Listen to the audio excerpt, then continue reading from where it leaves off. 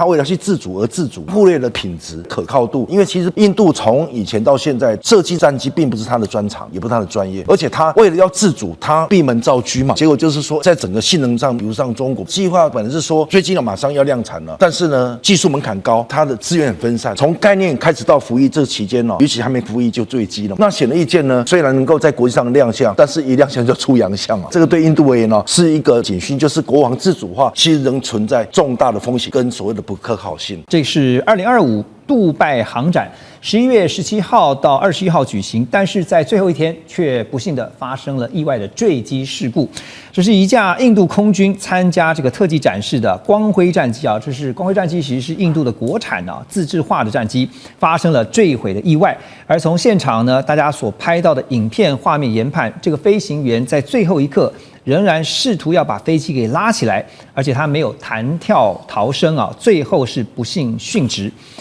光辉战机是印度自主研发的4代半的轻型战机，那从1984年就开始启动计划，经过了41年的研发，才在今年2025 10月完成首飞，可以说是印度国防工业的重要里程碑，也是一个很重要的象征。但是历经41年才研发，而且刚刚完成的这个光辉战机呢，没有想到在这一次的杜拜航展当中发生了这样的意外。其实，在航展期间就已经有新闻报道说这个飞机有油料外泄的问题不过一直没有得到官方的一些具体的说明第一，我想问，对印度国防的工业会造成什么样的一些影响？文佳老师。第二个，研发41年这么久看得出来，其实印度一直想要让他们的战机国产化，但是遇到什么样的问题？那的确其实这个光辉的战机是他们印度的国产象征的一个意义那其实也大过它的纯军事价值来这个看这部分。因为其实他为什么研发这个东西呢？40年前他是认为说，他要取代呢这个印度空军他长期使用的米格21这是非常老旧的一个比老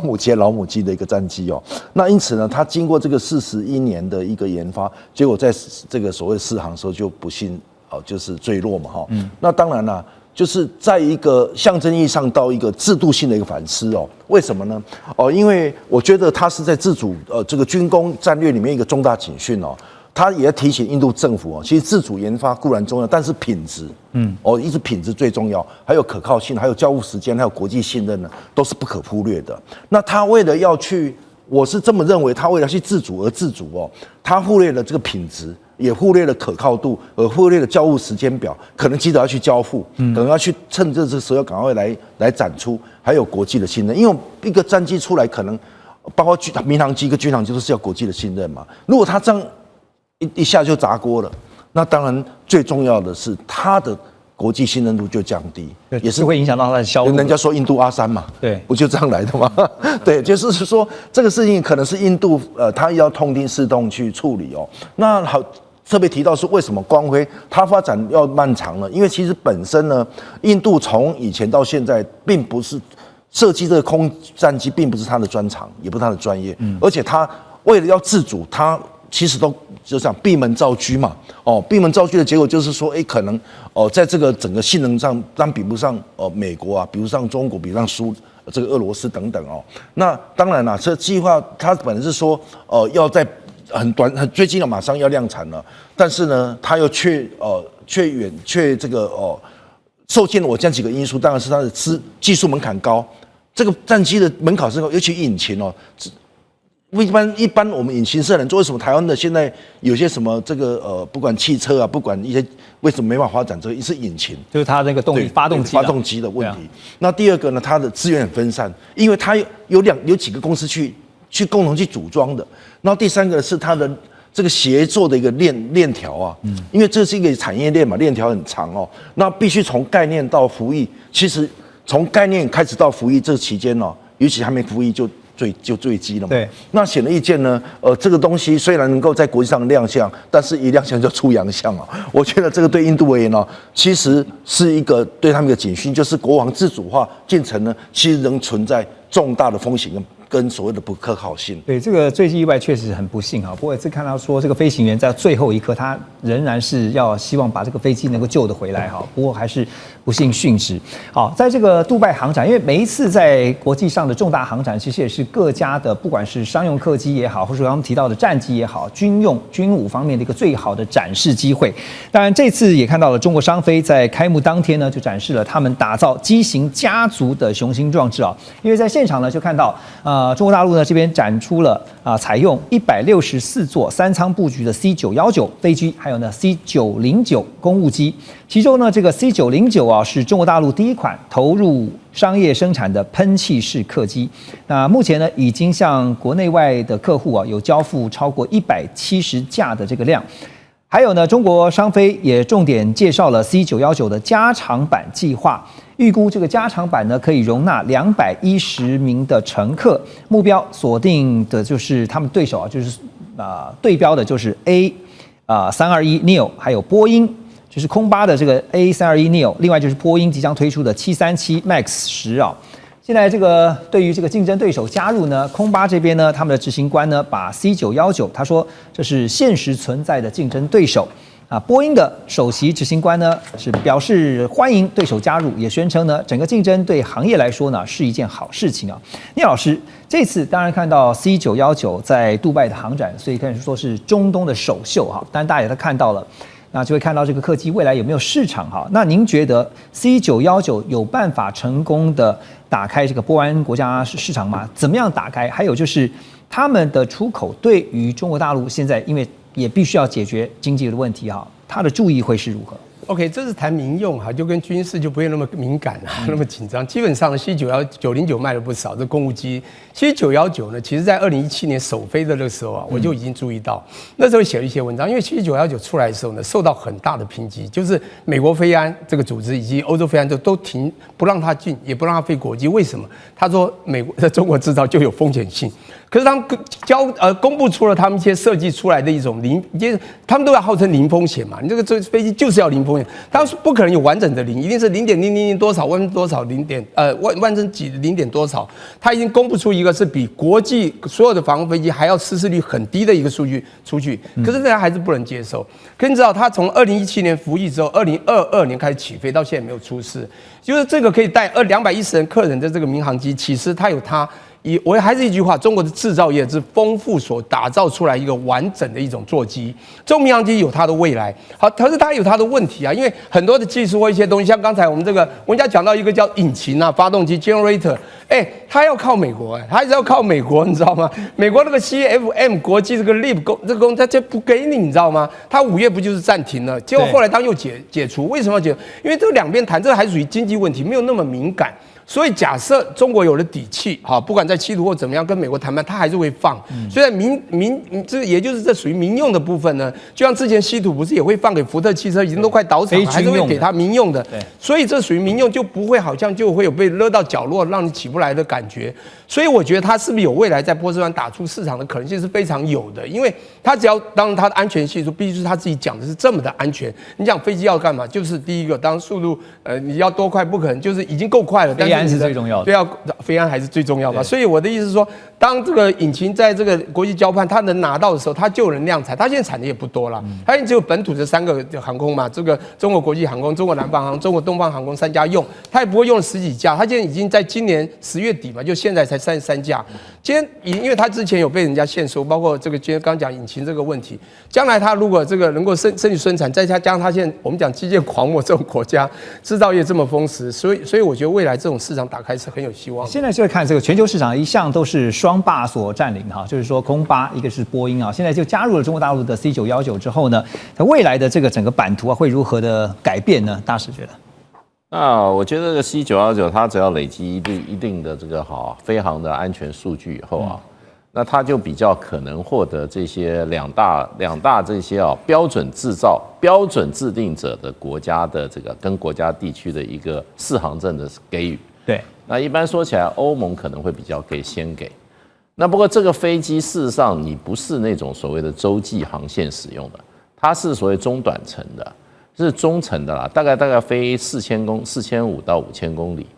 它没有办法飞到更长的距离，那所以它是这种城际间的，或者你大国国内之间航线使用的。所以这个飞机一出来以后，事实上中国3家航空公司买了很多架，100多架，订单非常的多。可是问题现在其实 C912的产能还没上来。你今天获得大量订单，它也没有办法交货。那为什么它这个飞机它要慢慢的累积它的安全数据以后啊，然后它要得到欧盟的4航证，要得到美国的4航证。对，那其他国家就会跟进，因为美国跟欧盟的4航证的发放的这个标准是各国依据这个判断这个飞机的安全性的很重要的一个国际因素参考的数据，所以呢。它也可以在一些国家进行突破，比如说这个 C909，事实上已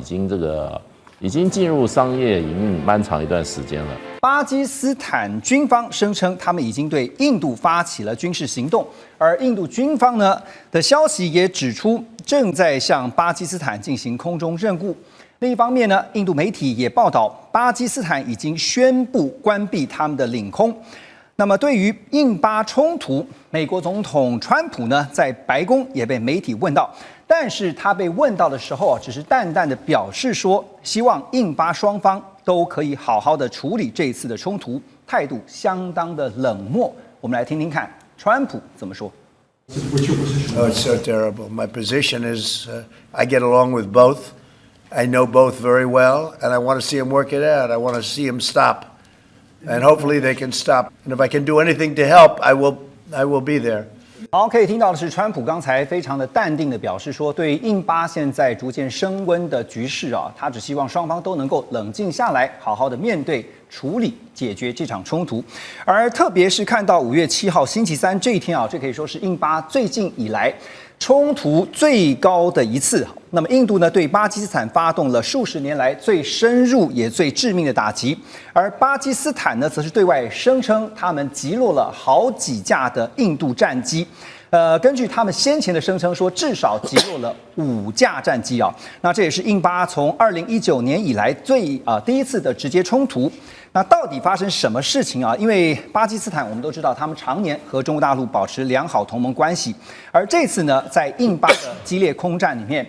据称呢是使用了歼10C 的战机，携带了霹雳15就 PL-15这个飞弹，远距离的击落了印度才刚向法国所购买的标风战机。这个消息呢，立刻在微博这些中国大陆的社群引发热议，而也使得成飞集成就是成飞这家公司的股票更是一度在盘中暴涨。好，我们来看一下，那最近呢，大家也在看到这张飞航图，因为印巴双方的冲突你可以看到下面全部都是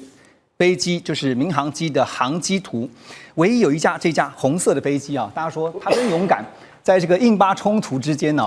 单飞。那后来发现呢，原来是一架伊索比亚的客机，这个货机了那就循着它的路线呢飞过了这个战区，因为毕竟在冲突期间，印巴双方其实都非常的紧张，而且尤其是将空域做管制。我想先请教的就是外界很好奇的是，看到这次的印巴空战，巴基斯坦空军麾下其实明明就有美国制的 F-16战机，但是这次双方的空战，那么特别空战的对战任务巴基斯坦是只出动了歼10C 枭龙战机来对抗印度的空军，为什么？大使您觉得？因为第一个啦，这个巴基斯坦的飞机现在这个就是说歼10的飞机是属于4代半的，那枭龙事实上的话大概是4代左右的那印度现在有的飞机，事实上的话它就是这个阵风也叫标风它也是4代半的，是法国的，最近都是刚装备的。那这个歼10也是大概2022年，那这个标风也差不多这个时候，所以印巴在同一个时间的时候取得了这个4代半的战机那当然巴基斯坦还有手上还有这个 F-16，那为什么没有用 F-16原因很简单，就是这个美制的飞机它卖给你的时候它会告诉你什么时候可以用，什么不能用。它卖给巴基斯坦的时候，据报道就是说，你只能用于反恐用，你不能用来对付印度。对，你印度的边界中途你不能用。所以这个飞机虽然这个F-16 也接近4代半，可是呢，美国的规定，你的武器不能用。你要知道，美国卖武器的时候，不是说卖给你那个东西就属于你的，对，就跟我们台湾拿到美国的所有的这种各种的飞弹啊，基本上是谁在进行清点，你知道吗？是美国人在进行清点，而且怎么操作是关键。操作也是关键啊，所以就变成就是说，这里面当然美国不会承认啊，比如说爱国者飞弹、防空飞弹是美国现在最先进的防空飞弹系统之一，在俄乌战场上，大部分人都认为它的操纵是美军直接操纵的，不会交给这个乌克兰军人在操纵，因为这个武器啊有很多这种怎么讲呢？很多这些很敏感的地方。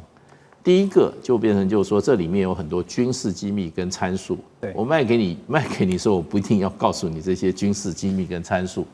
那他还要跟这些啊，它本身它自有这些雷达系统，比如说追踪导航，那还是要跟这个整个的这个啊战指管系统跟这个天上的人造卫星还是要配合的。那这些都是军事机密啊。你今天你要发挥它最大的战力的话，你要跟它整个的这个战情管制啊，这些控制情监侦系统要能够配合。那这些东西美军不会轻易跟你分享的。对，这个是像北约的话，他们光这个战场的这个指挥还有情监侦的系统啊，搞了70年，大家还是什么机密都扣在自己手里。法国都不会告诉德国，德国不会告诉英国。美国也不会，他也不会跟大家分享。对，所以这个是很现实的。所以其实像飞机啊，我们看到在这个时间就是印巴空战传出这样的消息以后，其实法国在第一时间跳出来讲说，飞机本身没有问题，就是甩锅丢包给飞行员，认为是飞行员的技术有问题。当然，飞行员的话就要进一步看的就是，那谁训练这些飞行员？比如说歼10的话，应该是中国大陆的就教官会去提供受训相关的一些训练任务啊。那比如说法国的话，那当然就是了解法国标风战机的教官去遂行这个训练任务。我刚才也特别看到一个最新的新闻啊，就是呢，目前又传出呢，巴基斯坦的媒体向外界宣称说呢，他们的空军呢在喀什米尔地区同样是已经俘虏了一名印度的飞行员。那同样呢，这名飞行员也是飞的是这个法国的标风战机，这是最新的消息啊。当然，现在外界当然除了看印巴开战，当然牵扯到整个东亚的地缘政治变得非常的诡谲。我们要说的是日本的防卫大臣中谷元。那先前呢，他和美国防长赫格塞斯在会谈的时候呢，提出了一个构想，叫单一战区。现在这个单一战区的构想出现重大进展。简单来说呢，这个进展就是呢，把印太地区的美国、日本、澳洲、南韩还有菲律宾这些国家全部纳入战区的范围，涵盖朝鲜半岛、东海、南海、台海以及菲律宾海的周边。好，那么曾经是日本陆军上将3星上将退役的，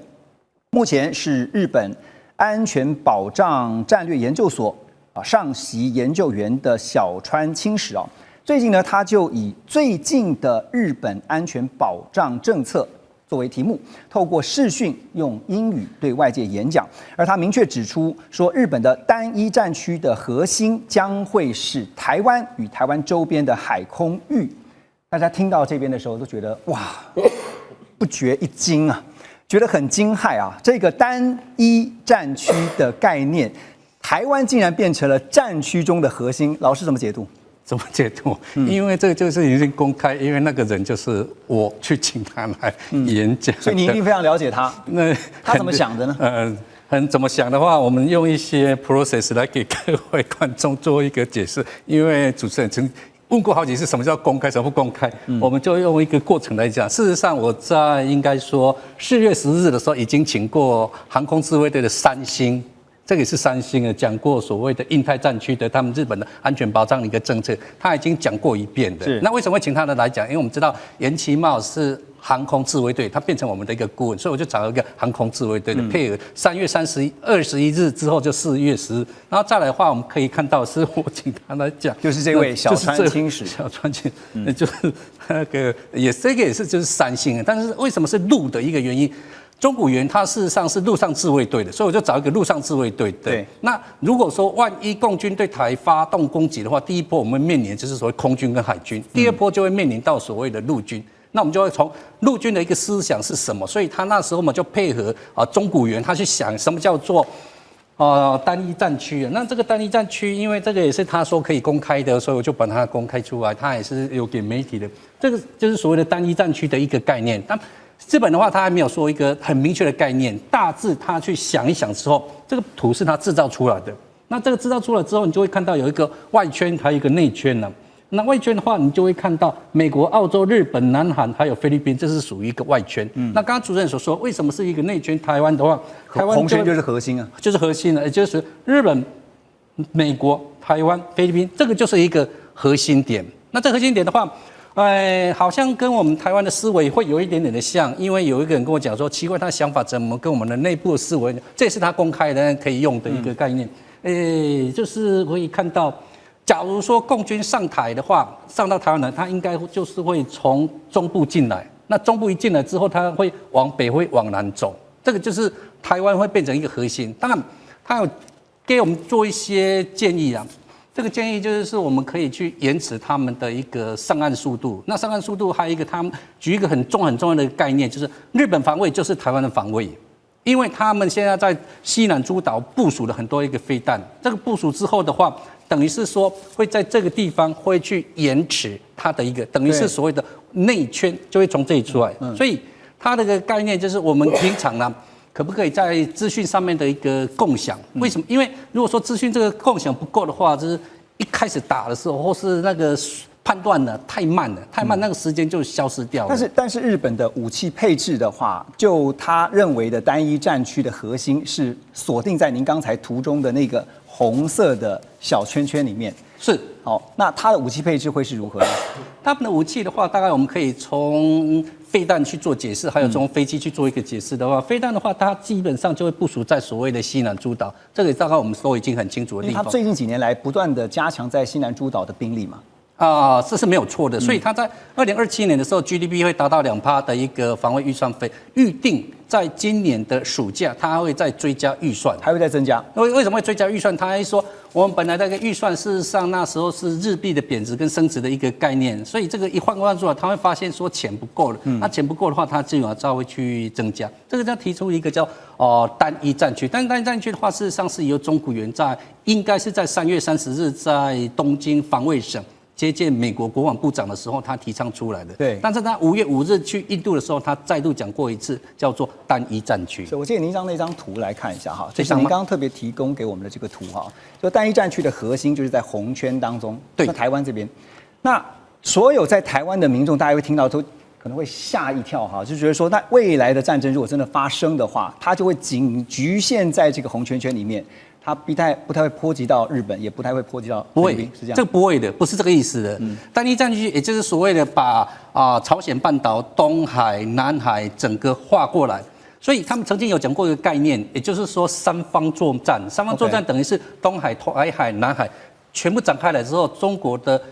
解放军它必须要分散开来，分散开来力量自然就会往下降，并不是说集中在台湾，对，而是就是要分散了。所以他讲过一个概念呢。日本的防卫就是台湾的一个防卫。那为什么日本防卫台湾防卫？因为他那边强化防卫之后，就会分散他的一个力量。而且，但是设想一件事情是，如果我是日本的话，我绝对不会希望是在靠近日本的地方发生战事，而是希望接近台湾的地方发生战事啊。所以呢，把这个红圈圈起来，就表示说，在台海的周边，包括台湾的东边，还有呢西部外海哈，特别是在台湾海峡这一块啊，都可能变成战争的区域。那我进一步就要来问的，就是说，因为看到美国 CSIS 啊最近发表了报告，他们说呢，就提到了台湾海峡，他们说每一年有数千艘的大型货柜船还有邮轮，在全球运送超过价值11.5兆美元的商品、货物跟能源。而根据他们的最新统计呢，2022年大约有价值2.45兆美元的货物。那超过全球海运贸易的1/5是通过台湾海峡的，所以 CSIS 也研判说，如果台海的贸易运输受到阻碍的话，航运公司为了降低风险，避免保费飙升，就会避开这一条航道这个区域。可是改道一定会增加航运的成本，所以如果刚才我们所提到的单一战区未来真的落实之后，我想问陆老师的是，可能会出现什么样最新的一个替代航道？因为你不能走台湾海峡了嘛。对，的确，全球前10% 的这些大型的货运公司，它88%都要经过台湾海峡，那影响很大。对，影响非常大。所以他们就想呢，那与其在台湾海峡很危险的话，我们是不是只走台湾的这个东方的海域，这样通过，就造成所谓的替代的航道？但是这样的一个构想，其实在去年、前年，在裴洛西来台湾这个中国大陆军演，还有去年的联合利剑 A、B 军演，跟今年的那个军演，大陆的军演里面，它都在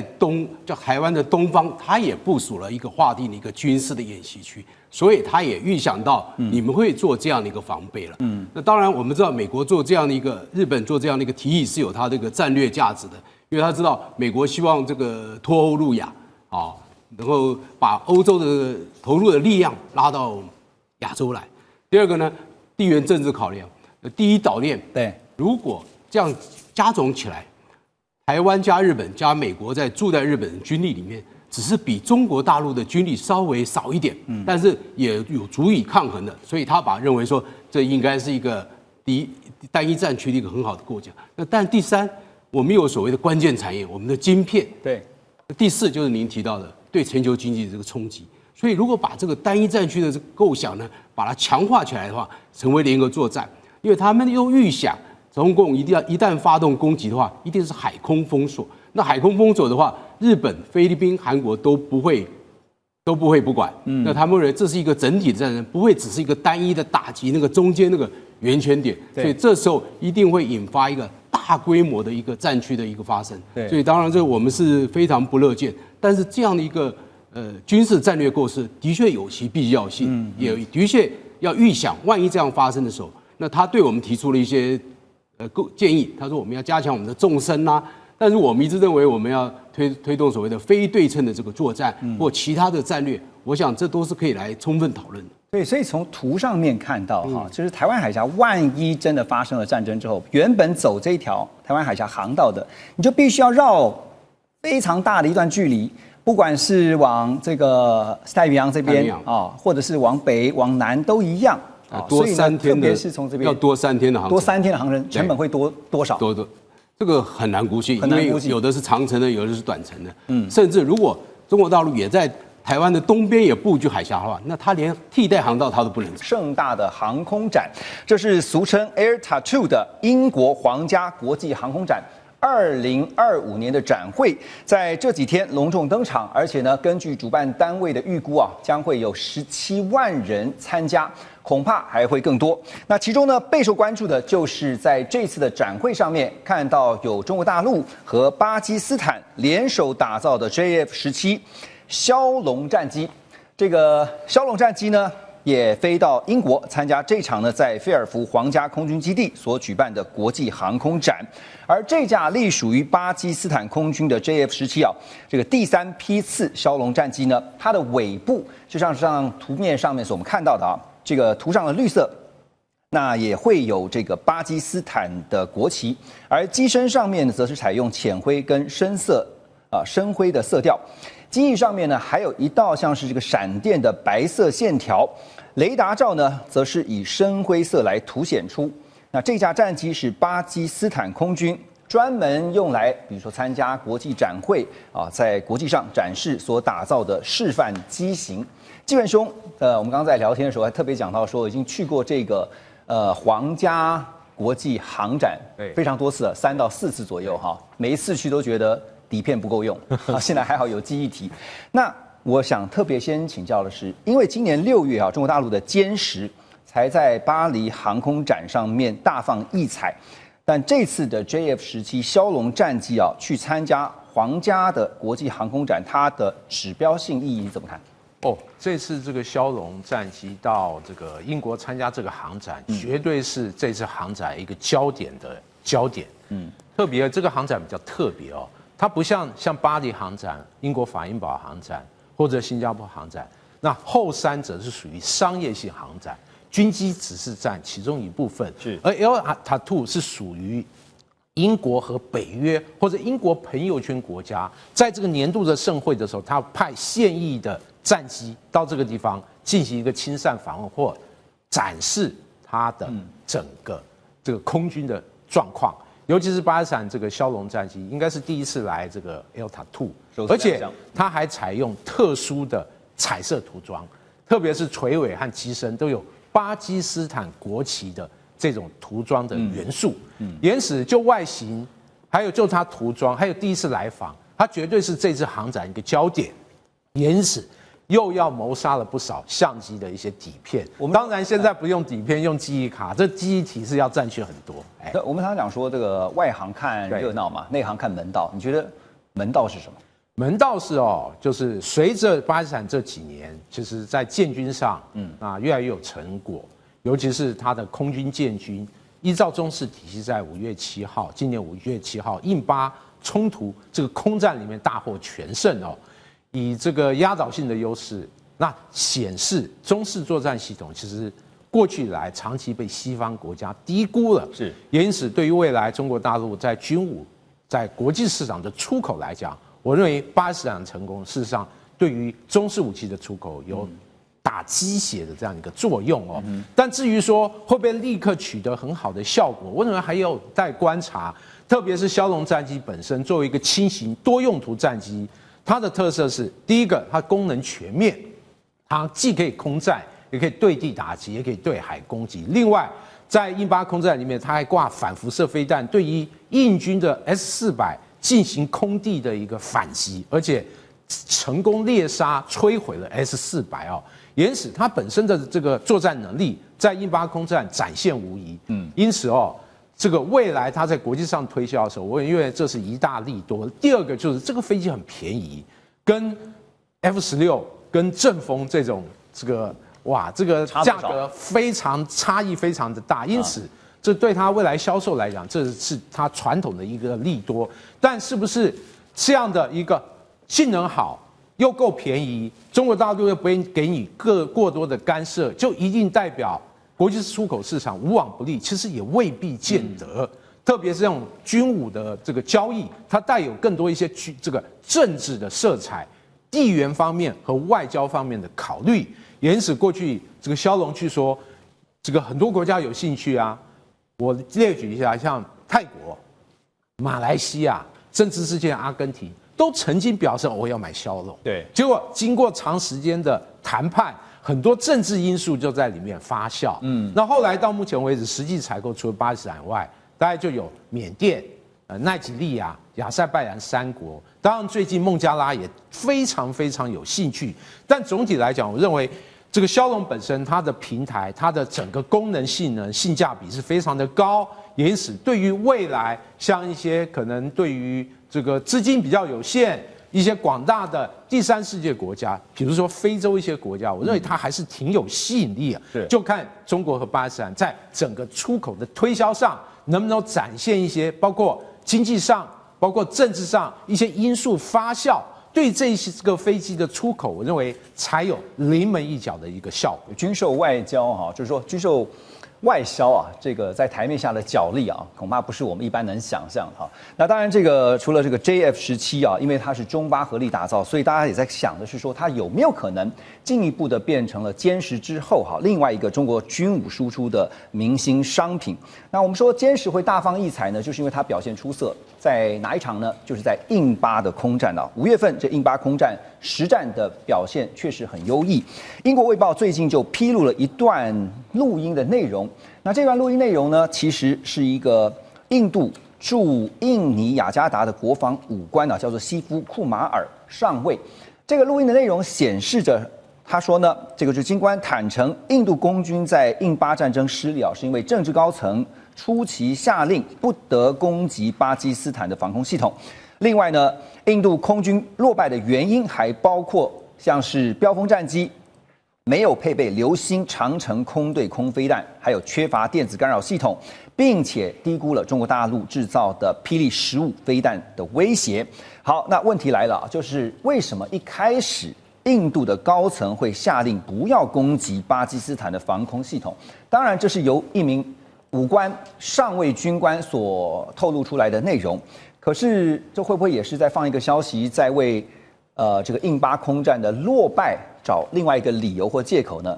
洪比怎么看？印巴空战落败，当然需要找理由、找借口。但是如果说我们从后世来看呢，尤其是针对所谓的战争初期，并不去攻击所谓的防空系统，其实某种程度它反映出印度其实在考虑整个区域的安全局势上面，尤其是印中之间是印度希望在战争一开始的时候，不要引发所谓的全面性的战争，所以不去攻击对方的防空系统、雷达系统，就是希望能够在自己可以控制的情况之下，就直接的击败了巴基斯坦。可是看起来事与愿违，当然最后的结局是非常不理想的。那也有一种说法是说，他是不是低估了中国的军事武器的实力哦？我觉得这是部分来说是正确的，就是低估了武器的实力。可是其实他真正低估的是巴基斯坦跟中国之间所谓的直管通信系统的联动。刚刚郑主编也提到了所谓的系统，其实这两个字很重要。是系统性的战争，尤其是超限战打的其实是包括了电子系统的通讯的连结。我们从后续很多的分析都可以看得出来，其实这一场巴基斯坦用歼十战机可以对阵到所谓的西方的先进科技，而且看起来打得不错。最主要的原因不是单一的武器或者单一的战机，更重要的是整体的联动性。那当然，中国大陆在后面的这个支持是很重要的一点，而这个就是印度真正低估的地方。因此，我们说不是他低估某一个战机，而是他低估了后面巴基斯坦跟中国的联动，以及中国在透过这一场所谓的冲突哦，他所在后面做的一个操兵以及训练的动作。事实上，对于印度来说，可能未来呢要更加的谨慎。他以前可能关注的是印中在边界上面的冲突，现在走到了空战，而且走到了所谓的军事科技的竞争。刚刚我们看到了新式的飞机也出炉哦。其实接下来呢，印中之间的冲突也很有可能变成整个西方世界在面对中国的时候，透过这个冲突的区域来试探中国的各种的这个军事的整合能力，尤其是科技战的整合能力哦。这也是或许未来啊，美方或者是西方国家有可能也给予印度更多的澳元来进行这种测试的工作。我们都常常说嘛，代理人战争。现在看起来，因为印巴发生了冲突，而且可能还有潜在的冲突，未来也是一个试验场哦。更何况，其实这一次为什么吸引那么多的注意，真的是因为双方目前的这个包括了歼十对上标风战机等等，它的成本真的差很多哦，差了3到4倍哦。歼十目前的成本当然没有公布，可是目前成本大概是3000万到4000万，而标风战机可以高达1.1亿，就还被打下来1.3亿，对，所以大家才会说把整个主要的原因归责于你是不是小看人家了？可是我说不是单一的战机问题，也不是飞行员多厉害，而是整体的系统性作战低估了它的系统的能力。所以这次印巴空战之后，其实也在讨论的一个关键性的名词啊，就是体系化作战了。像翁皮刚刚所说的哈，那你觉得这个印度，我们现在回头看到，是不是真的太过轻敌了？因为我们知道他们的军事实力，印巴之间其实是在伯仲之间的。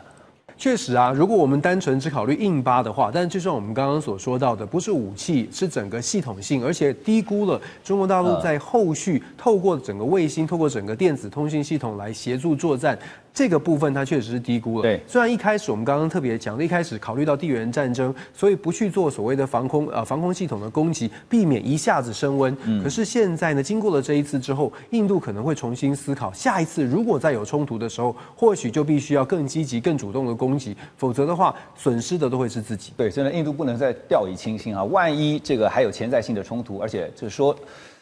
实话也是如此哈，就印巴之间随时有可能会因为不小心就再度的燃起战火。好，那刚刚提到说在军武的输出哈，确实也带着一些跟外交上的一些关联呢。法新社也报道说呢，长期是世仇的孟加拉跟巴基斯坦呢，6月就开始破冰。双方的官员是一起到了北京和中国大陆的官员会面，而在战略上呢，也决定要共同来包夹印度。这微信公众号山就感化生活呢，就揭秘了中方促成孟加拉和巴基斯坦破冰的关键嘛，就是我们刚刚提到的枭龙战机。而从卖飞机到谈联合维护，一直到训练合作、战术共享，孟加拉和巴基斯坦两国的军方高层开始频繁的互相访问，这个战略互信就被撬开了一道口子。这是公众号上面所描述的文字内容哈。简单来说就是呢，两国之间在某方面找到了一个突破点。好，孟巴两国现在透过这个枭龙战机的出售而破冰。是不是就回到我们刚刚所说的，中国大陆的军武在出口之余，竟然还能够当成拓展外交关系，包括维系修复的重要工具，怎么看？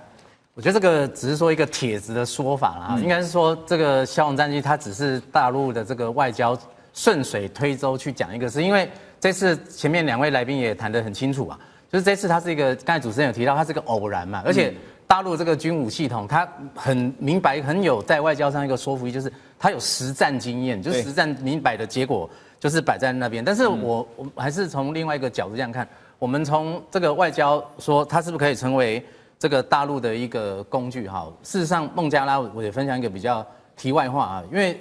有这个相关了解知道哈，这个孟加拉跟巴基斯坦呢，他们的人口是分别2.4亿跟1.7亿。那这些人口加上大陆啊，它可以形成在等于是说配合这个“一带一路”，还有我们讲说南亚这个形成一个区域的经济的一个合作，它的影响力是在这个方面，不是说一个简单的武器啊，因为。事实上，有一位这个穆罕默德·尤努斯博士，因为我们知道他创立一个叫做穷人银行啊，就是1983年开创的啊，他是诺贝尔和平奖的得主。什么意思？因为这个地方它是很贫穷，它绝对不是大陆绝对不是因为说啊这个武器好像实战有经验，所以我就增加了我们外交影响力，绝对不是这样子啊，它只是一个帖子这样说法。那至于说这个战略上能够给印度带来怎么样的压力哈，其实我个人认为是有限，但是它的象征意义还是挺大的啊。第一个当然提到说武器系统的这个说服力之外呢，本来其实这一次这个孟加拉，它就是因为其实就孟加拉的这个立国历史应该这样讲啊，印度本来它有一种说法，就是说它对孟加拉就是长期行使它的常备管辖，也就是说，其实像孟加拉这次这个就是出政坛的这个地震哈，这个希纳它发生问题以后，它也是流亡到印度嘛。然后孟加拉在这个水源啊、贸易上，它依赖印度非常多。那在这次这样事情之后呢，好像印度就没什么面子。但是这个跟大陆的这个外交促成地方和平，它其实是没有关联的。那我们最后提一个情况是这样哈，因为还有一个就是说，其实如果说真的对战略形成压力，是对美国形成压力，因为等于就是说反而不是印度，因为等于说在你其实像说大陆有能力去促成这个有历史恩怨情仇的孟加拉跟巴基斯坦去合作，对这个是对美国就像在中东一样嘛，对，形成一个压力。那但是事实上，大陆的外交还是主要是以经济还有贸易发展啊。那这个经济跟贸易发展，它牵涉到一些技术的合作、产业这个产业链的区域形成，它不至于短期之内对印度形成什么样的压力哈，也不是构成这样的挑衅。